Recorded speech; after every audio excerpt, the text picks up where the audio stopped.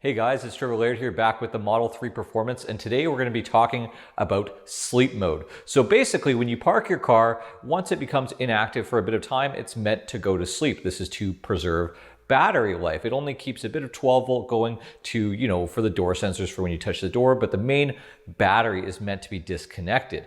Now, you'll know that it's entered sleep mode because it won't be making any noise whatsoever. This is a very easy indicator to tell it's working. Now, if your car is not going into sleep mode after, an adequate amount of time, this can be variable, but say it's been an hour or two and your car's still not going to sleep, there are a few things to check, and we'll go over those right now.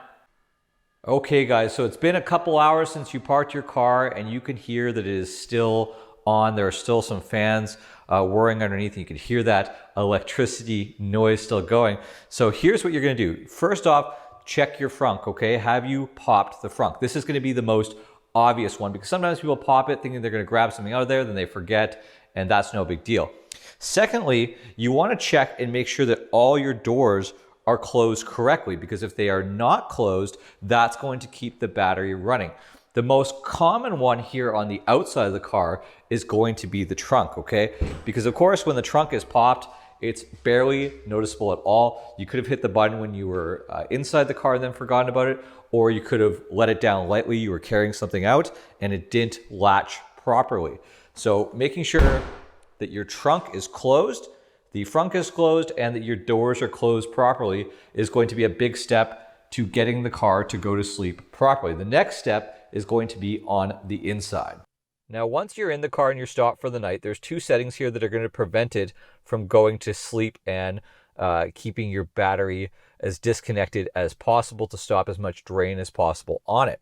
Now, the first one's very obvious because you're going to see the little Sentry icon up there. So if you go into safety and security, and we have Sentry mode on, you may want to use these options here to say exclude home. And as long as you have your home address in there, it's going to shut off when you're at home and allow the car to go to sleep.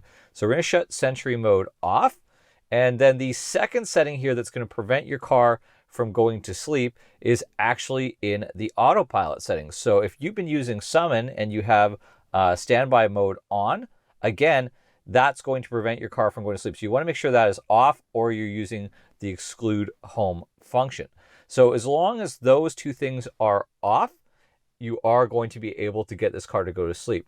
The only thing here that's going to prevent that from happening, besides the things we've talked about, is if you have the car set to charge right at that moment. So obviously it's going to be charging, it's not going to go to sleep, and it's going to wait till the charge cycle is complete before it does do this. There is a little misnomer out there that if you have the car plugged in, that it won't go to sleep. That is not true at all. It will fall asleep as long as it's not charging.